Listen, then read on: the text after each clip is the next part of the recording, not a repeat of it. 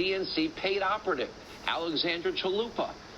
She literally spearheaded a plan along with the Ukrainian government, Ukrainian ambassador, to hurt Donald Trump's campaign and boost Hillary Clinton. Hey everyone, it's Andrea. I just had a very long car ride from New York City to Virginia to visit my parents for the long weekend. And what was supposed to be a 4-hour drive took 6 hours. And we just walked the door. So there's little kids and a cat and a big zoo all around me right now. I do not have makeup on. This is me in my natural glory, which I love.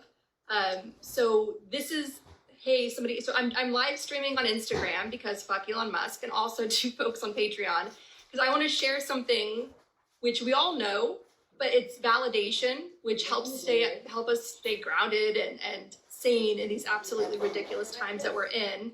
And I'm going to wait for more folks to get into the Zoom room that I have with our Patreon community as well as Instagram. Oh my gosh, everybody's coming in. So if you are missing this discussion, hey Holly, if you're missing this discussion, if you could not make it, this is going to be part of the free portion of this week's Gaslit Nation bonus show. The rest of this week's episode is going to look at Cop City, which is a terrifying battleground for the soul of our country. It's part of this larger fascist takeover, right? The fascists need the security forces. That's how they come to power and stay in power and so on. So let's get to Fox News, because I've been wanting to share this for a while now. And so long story short, I found myself at an event chatting away with a former, sorry, there's so many people entering the room now, so I want to slow down my story so everyone can hear it. Okay, I found myself at an event the other day with a former Fox News ad executive who had been with the company for years, including during the hellfire of 2016. And so obviously I monopolized this guy's attention. I said, okay, I drowned out the rest of the event. I'm like, we're gonna talk. I said, tell me all about Fox News. Does it make a difference when all of those resistance Twitter warriors are taking on Tucker Carlson and the advertisers? Did you feel any pinch of that? And he said, yeah, that did, of course we noticed that. Of course we felt that made a difference. And what he said to me was, but you know, it's all WWF wrestling. It's all a show. In fact, Sean Hannity's the nicest. I don't want to be caught. Sean Hannity's the nicest guy. That's what he said. Sean Hannity, who relentlessly attacked my sister, Alexandra Chalupa, the independent contractor who risked her life and career to take on Paul Manafort and be one of the very first people to ring the alarm that the Kremlin was helping bring Trump to power. Sean Hannity, along with Tucker Carlson, put a massive target of disinformation on my sister. She could sue them. She could make a ton of money on Fox, and as she should, as I'm trying to get her to do. But anyway, so he was telling me, oh, Sean is so nice. He's a normal person. All that stuff you see on his show and the other opinion shows, it's all an act. It's all WWF. They know what they're doing. They know that they're feeding bloody red meat to their base.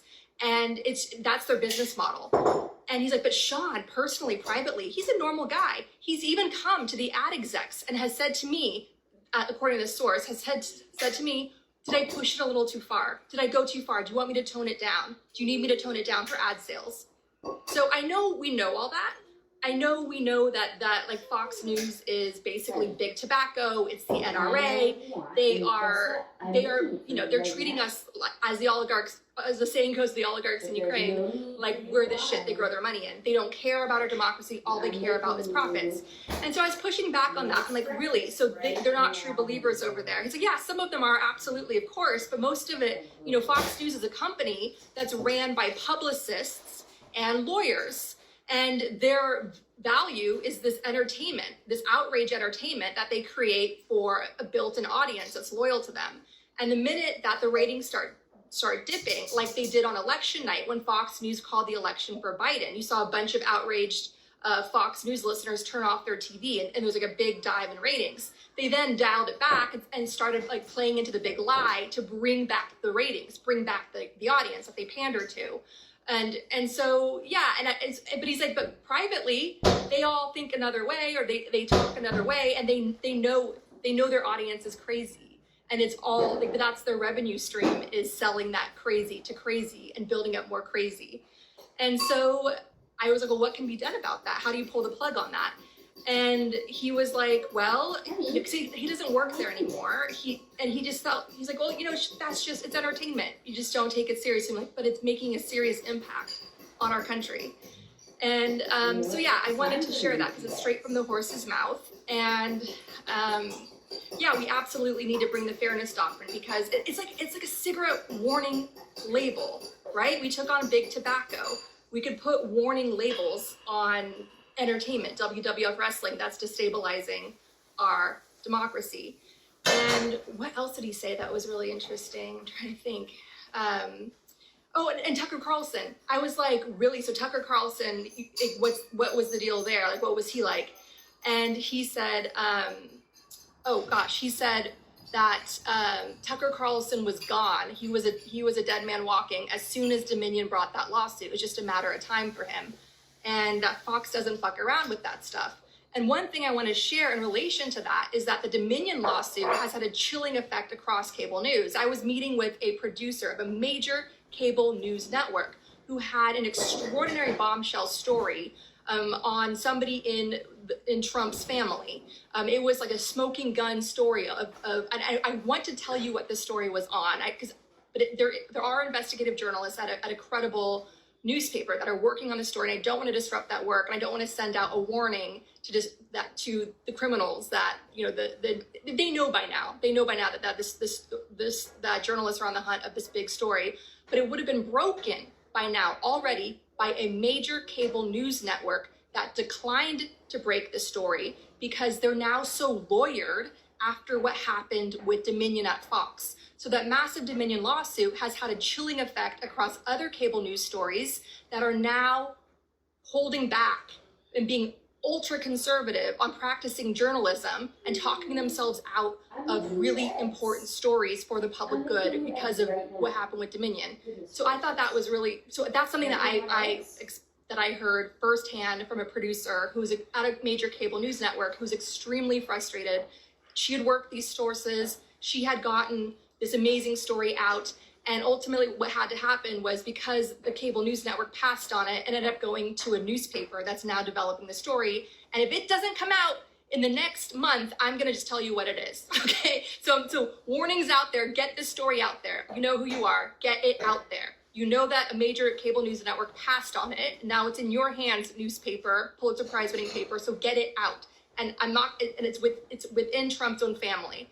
It's stuff that I've already talked about on the show in terms of speculation, but it was confirmed by this cable news producer that it was true. Because it's obvious. It's basically a damning story of how the Trumps were grifting off of the White House in their final days during the coup. And hopefully, and if that doesn't come out in the next month, I'll just say what it is because it needs to come out. So that is everything on that. Yeah, and the other story we should be following just in general with Fox, given that it is a for-profit company, an entertainment company, there is a succession battle that is heating up. As you saw, like Rupert Murdoch released some statement saying that Lachlan is going to be his heir apparent, but the whole speculation there is that Lachlan prefers his life in Australia. He prefers being a rich trust fund kid and doesn't really have the fight that the father has. Sure, he shares Rupert's ideology of hate. Rupert having been raised by eugenicists, a proud eugenicist, as we see in his legacy, his destructive legacy across Australia, the UK, and the US. And he sort of trained his son in Lachlan to be the mini-me and take over. But the problem is the 4 children share equal voting power, and James is married to a human being, a woman that can't stand Fox and wants Fox to die a painful death as it deserves to die after all it's done to us. And so basically the succession battle is being set up between James and the 2 daughters, and those 3 votes could cancel out far-right Rupert Mini-Me Lachlan and put the whole entire Fox company into limbo, where whoever takes it over isn't going to have that same ideological fire as Rupert had, and possibly just be more geared towards, a more sustainable business model. Because this Fox News outrage machine, which can be easily, you've got lawsuits piling up. Dominion was just one of the latest.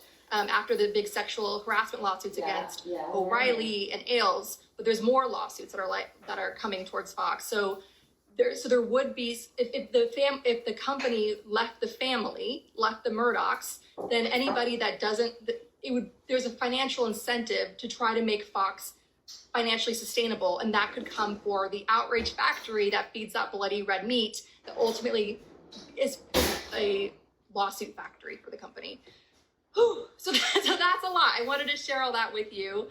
And if you are just tuning in, I arrived straight to this live stream from a 6-hour car ride from New York City. I'm in Virginia visiting my family. And due to the lateness of our trip, I have to take over the childcare duties so my husband now can catch up on his work. And I'm sorry we don't have more time, but what you just heard is going to be part of the free Gaslit Nation bonus show, and the rest of the show is going to look at Cop City.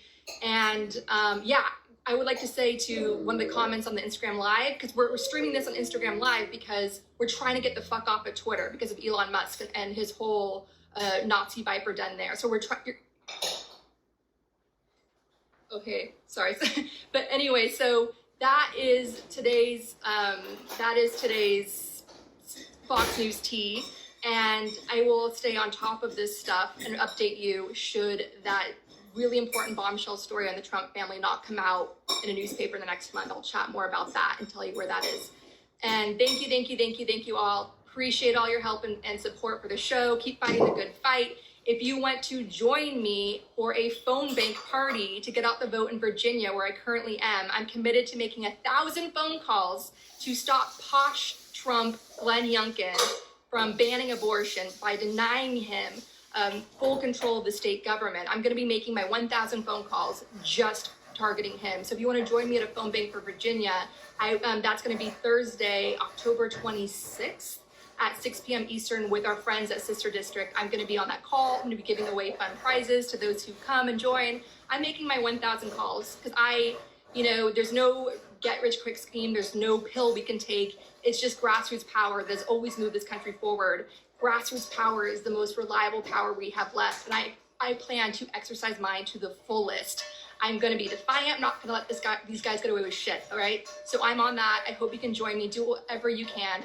Love you all. Thank you all. Have a wonderful, wonderful holiday weekend. And it's now my turn to watch the kids and free my husband from the children. And thank you all so much. And I'll be back to answer questions, and you'll get a bonus show with the Patreon community answering your questions. Thank you so much for all of us bearing with us during this time. Hugs to you all. Thank you. No, I don't know how to turn this live stream off on Instagram. I've never done a live stream until today, so bear with me. Do I just go with this? Okay.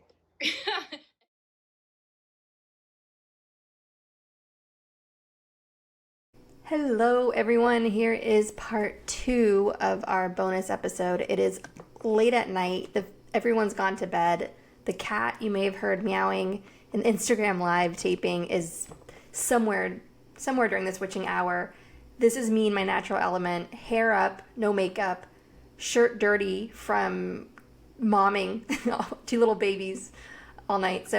And I have had a very busy evening after everyone went to bed working. I'm interviewing the Pulitzer Prize winning historian Anne Applebaum tomorrow morning about many of her books and how we got to this horrific crossroads that the world is facing, with where it feels like we're teetering worldwide into fascism.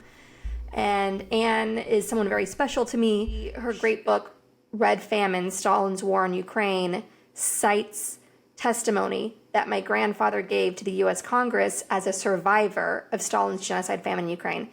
So I'm thrilled to talk to her. I'm going to bring you that interview soon. So busy time. So now we're going to do a special follow-up. Over this year, we've talked on the show about Cop City, and it's extremely important that we do an update on Cop City. And so this Cop City special is inspired by the Gaslit Nation listener, Jennifer, who is a supporter on Patreon and as part of the Democracy Defender tier, submitted this question. Can you talk about Cop City in the context of our global authoritarian shift? Have you seen this in other countries, and do you expect it to grow? Yeah, it's the security forces that you need in order to destroy democracy. I mean, if you look at, for instance, the refugee crisis in Staten Island, as I've been talking about for a while, and Trump recently just made some Hitler reference, like talking about impure blood. The refugees are coming with impure blood. That's what the Nazis would say. And we know from Ivana Trump's divorce case against Donald that Donald Trump would keep Hitler's speeches by his bedside, and we certainly see that influence in his rallies. And so when you see this, when I keep talking about Staten Island, how these Trump supporters on Staten Island are terrorizing these already traumatized refugees, including many children, blasting strobe lights, blaring horns, the police just stand idly by.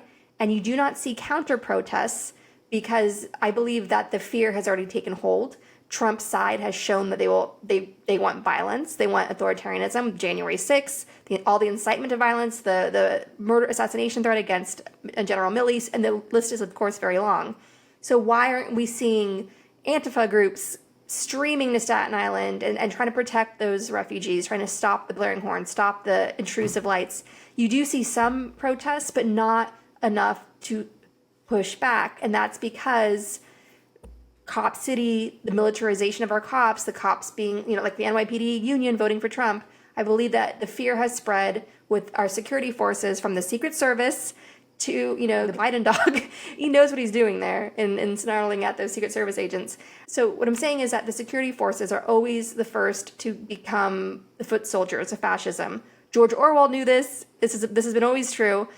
When Hitler was threatening all of Europe, when he was marching across Europe and he was headed towards England, Orwell was preparing for the local British police to be on the side of the occupying Nazis. So that's the long tradition. Security forces attract people that like violence, people that like the surge in power, and we're seeing them massively infiltrated by white domestic terrorists. And Cop City is the ultimate culmination of that. It is the largest militarized police complex that has yet to exist in America. It's a $90 million project brought by the city of Atlanta.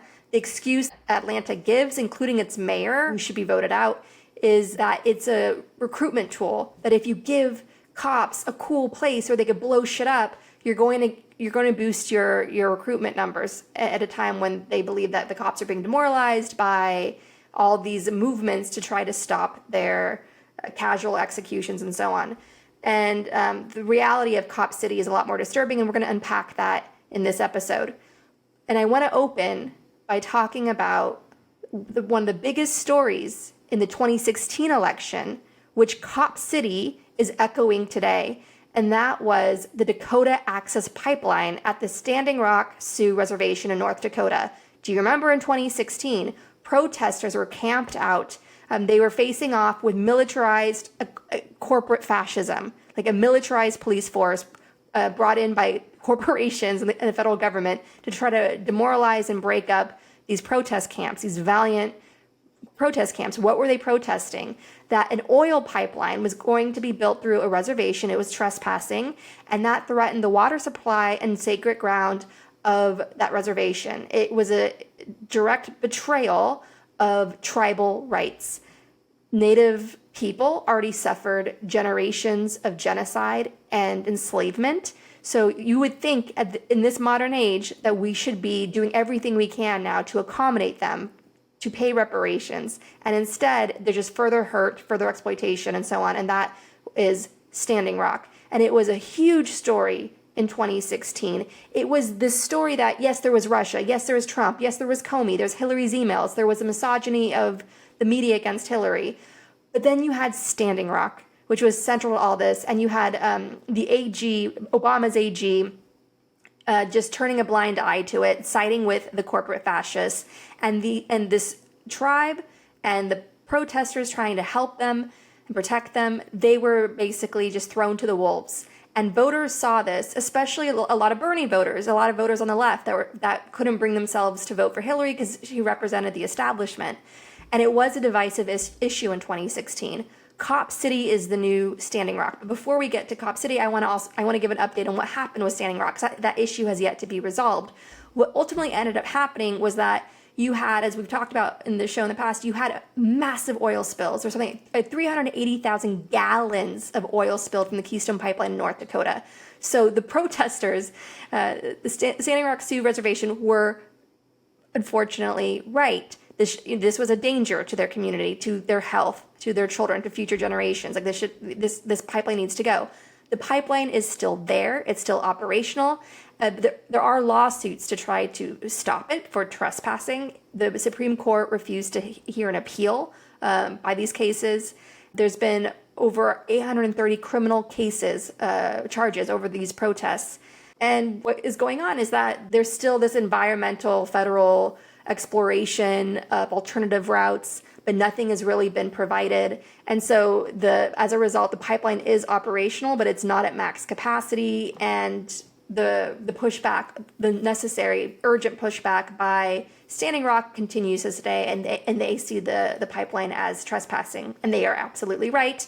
And if Biden wants to win Generation Z, if he wants to be the environmental president, what he would do is pass an executive order to force this pipeline to be relocated or to stop it. But that is hugely unlikely.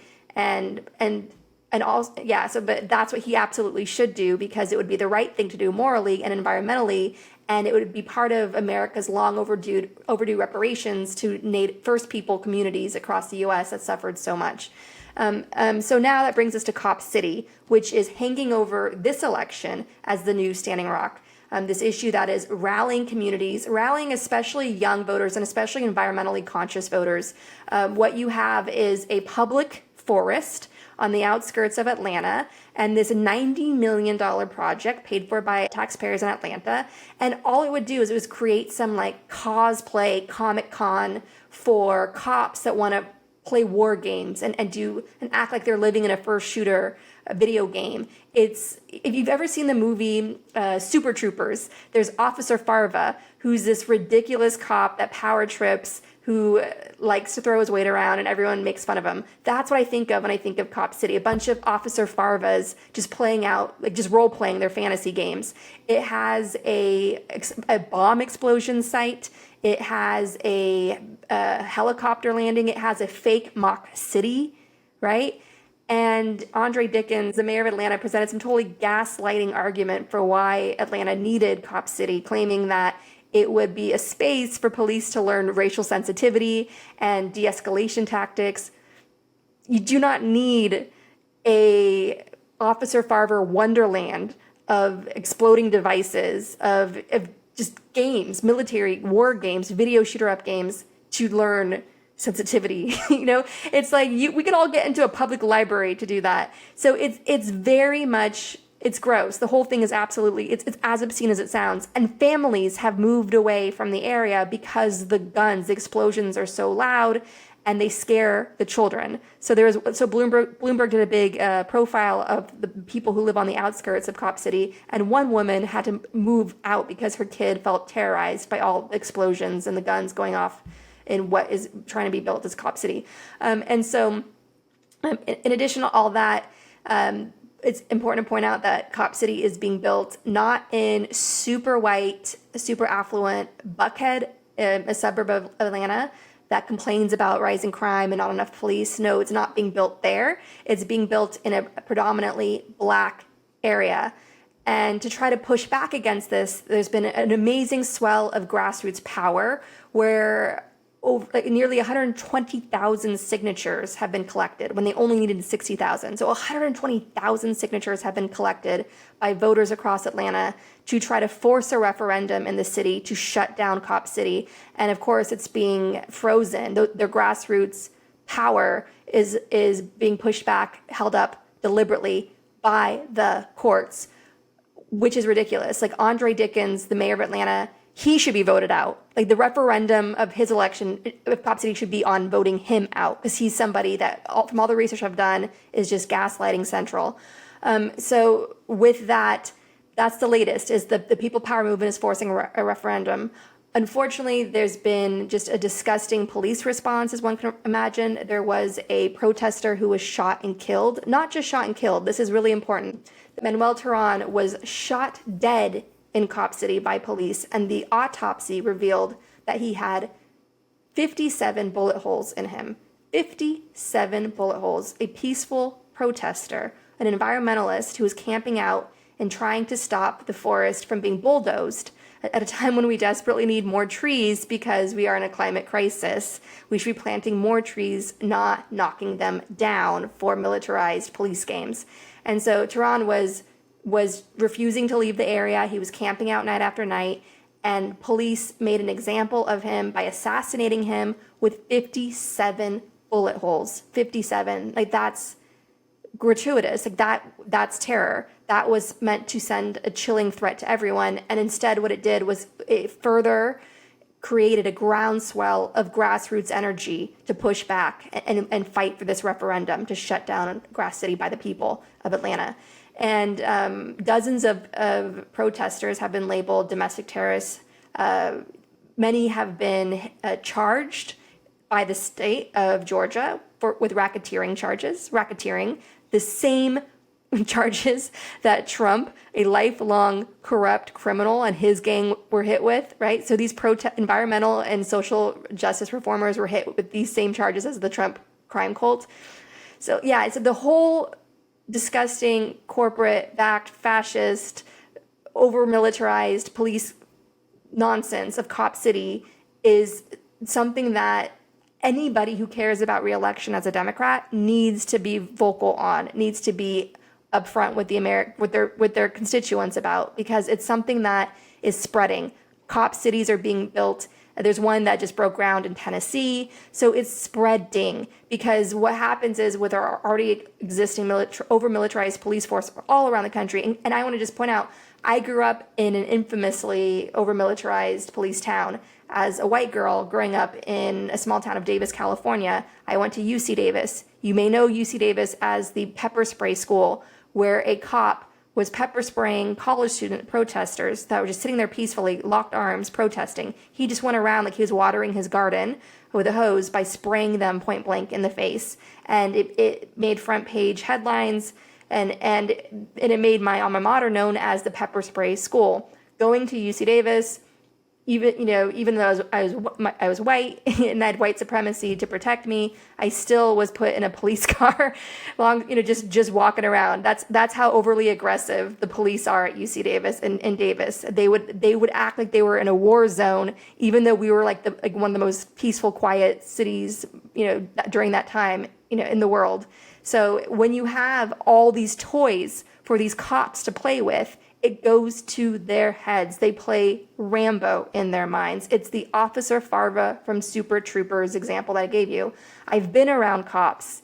There was a program that somebody I know worked on, a safety program involved with cops. They're not highly educated. So you get a lot of dumb white supremacists, like proud racists, proud Trump supporter meatheads, filling these positions, not qualified, not trained, and just wanting to blow shit up. And that's what the cop cities that are spreading around the country are all about. It's just a surge of power. And that's the fascist element, because fascism is all about a surge of power. And the guy who's telling you, I alone can fix it, I'm your savior, I'm your hero, I'm the only one you can trust. It's me against the enemies of the people, the journalists, the media, and the socialists, right? That guy is telling you, yeah, you have a right to have that surge in power. You have the right to feel powerful. That is what Cop City is about, and that's why it's spreading as a recruitment tool so that these local cities can get more money, get more war toys, and it's government waste, and it threatens people's lives. It over-militarizes the police, which makes the police highly more aggressive, which makes it more likely that innocent people are going to be injured or killed. And that's why they place it there deliberately in a predominantly black neighborhood, because as we've seen, they just don't value black lives. And if you look at New York City, there's been a big high-profile case of a well-known environmentalist, a police reformer, who was stabbed repeatedly in the chest by a teenager that was obviously going through a mental health crisis, and right-wing media, the New York Post, is picking up on this, how naive we are on the left, how dangerous New York City is. The reality is that New York has increased its policing. It's increased its policing, all right? Instead of increasing mental health services, instead of increasing after-school programs for young people, development programs, investing in the people, it's increased police services. We have a cop as mayor, and it hasn't made the city safer. So yeah, and so largely what the issue is we need smart community investing. We need to lower the temperature with our security forces, and we need to have deeper, meaningful reforms to instill systems of checks and balances and greater community oversight, and make it easier to call and ensure a referendum is not just possible, but that it takes effect, right? And so that's what we need hand in hand right now. That's the answer to curbing these security forces being out of control, fascist recruiting grounds, right? And it scares me because because it's all going hand in hand, everything that we talk about on the show for months. When you look at the climate crisis with the number of displaced people being astronomical to the point where national security reports by the American government say that we're heading into an age that's going to be ungovernable. And now you have these cop cities sprouting up to try to get these security forces ready for that time, right? What are they going to do? Like pen us in, like terrorize us into submission while they run amok and have their little fun war games and like fuck whoever they want, just like the Russian soldiers do when they occupy a city in Ukraine, a town in Ukraine. Is that what we're headed towards with our own police force? I know that sounds extreme, but you have to have imagination like that in order to understand that you cannot let them incrementally grow above accountability like this. We have to push back. We have to support the movement to shut down Cop City. We have to support the local organizers, the local voters to get their referendum, to let the people have a voice. And the mayor of Atlanta needs to be replaced. There's a lot of talent now in Georgia. The state's never been more electrified. And so if this is who they have as mayor, who's trying to usher in this era of Cop Cities nationwide, he needs to go. The referendum needs to be on him, as I've already said. And every single serious Democratic candidate, including Biden, needs to come out and say, Cop City is we need to keep our public forest for the public, and we need to keep our public services working hand in hand with the public, with the voters. And Cop City is not the answer. We support common sense police working hand in hand with local services, but Cop City is not the answer. Biden so far has failed to do that. It's something that if he does not wise up on, if those around him do not wake him up on this issue, he cannot win on Ukraine alone. He cannot win on, forgiving student debt here and there, as he has recently done again. But he cannot win on those issues alone. He has to be forceful here, because Cop City is an issue that's going to be exploited by a lot of bots that are going to be energized to try to tip the election towards Trump. Heading into 2024, you're going to have the troll farms trying to divide the left on this, just like they did in 2016 with Black Lives Matter, right? The Russians were doing all their astroturfing on that in 2016. So Biden needs to face Cop City in a meaningful and authentic way eventually, and he needs to be on the right side of history here. He absolutely needs to be on the right side of history. And so I'm telling you right now, Biden, Standing Rock hung over Hillary in 2016. It wasn't just the Russians that helped tilt the scales towards Trump. And right now, Cop City is your standing rock, and you need to get right with the people on it. All right. So I'm going to make this episode available to everyone. Normally, this portion of the show would be a Patreon exclusive, but because it's such an important topic, and I do not think Biden has handled it well so far, and his team needs to get on it, and we all need to be vigilant of it, of what the larger story of Cop City is for us and our future. And so I'm going to make this available to everyone for free, and to the Patreon donors, to the Patreon community that makes this show possible, I will give you something extra fun later in the month. And also thank you for all of your questions. Thank you, Jennifer, for your question. All of you on Patreon with your questions, with your comments, you shape the show. What you're thinking about, what's keeping you up at night. I'm there with you on it, and so that's where I get ideas for what I cover in these episodes. So I appreciate hearing from you, and thank you to everyone for staying engaged on these issues. If you want to hang out with me, I'm going to be having a phone bank party with Sister District on Thursday, October 26th at 6 p.m. Eastern, fighting the good fight, making my phone calls to voters in Virginia to protect reproductive health care in Virginia. If Posh Trump Glenn Youngkin gets a supermajority in the state government in Virginia, he will ban abortion, and people will needlessly suffer for that. So we're trying to stop Posh Trump. We're trying to protect abortion rights, reproductive health care in Virginia. So I hope you'll join me 6 p.m. Eastern, October 26th, Thursday, making calls to voters in Virginia with Sister District. Thank you all so much. Have a great weekend.